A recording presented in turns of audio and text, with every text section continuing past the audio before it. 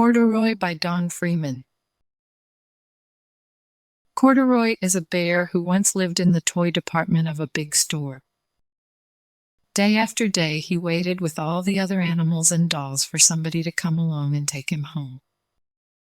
The store was always filled with shoppers buying all sorts of things, but no one ever seemed to want a small bear in green overalls. Then one morning, a little girl stopped and looked straight into Corduroy's bright eyes. "Oh, Mommy," she said. "Look, there's the very bear I've always wanted." "Not today, dear," her mother said. "I've spent too much already. Besides, he doesn't look new. He's lost the button to one of his shoulder straps." Corduroy watched them sadly as they walked away. "I didn't know I'd lost a button," he said to himself. "Tonight I'll go and see if I can find it late that evening when all the shoppers had gone and the doors were shut and locked." Corduroy climbed carefully down from his shelf and began searching everywhere on the floor for his lost button. Suddenly he felt the floor moving under him. Quite by accident, he had stepped onto an escalator and up he went. Could this be a mountain, he wondered. Think I've always wanted to climb a mountain. He stepped off the escalator as it reached the next floor, and there before his eyes was a most amazing sight: tables and chairs and lamps and sofas and rows of beds. "This must be a palace," Corduroy gasped. "I guess I've always wanted to live in a palace." He wandered around admiring the furniture. "This must be a bed," he said. "I've always wanted to sleep in a bed." And up he crawled onto a large, thick mattress. All at once he saw something small and round. "Why, here's my button," he cried, and he tried to pick it up. But like all the other buttons on the mattress, it was tied down tight. He yanked and pulled with both paws until pop-off came the button.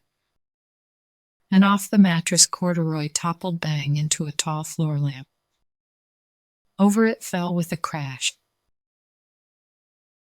Corduroy didn't know it, but there was someone else awake in the store. The night watchman was going his rounds on the floor above. When he heard the crash, he came dashing down the escalator. "Now who in the world did that?" he exclaimed. "Somebody must be hiding around here." He flashed his light under and over sofas and beds until he came to the biggest bed of all. And there he saw two fuzzy brown ears sticking up from under the cover. "Hello," he said. "How did you get upstairs?"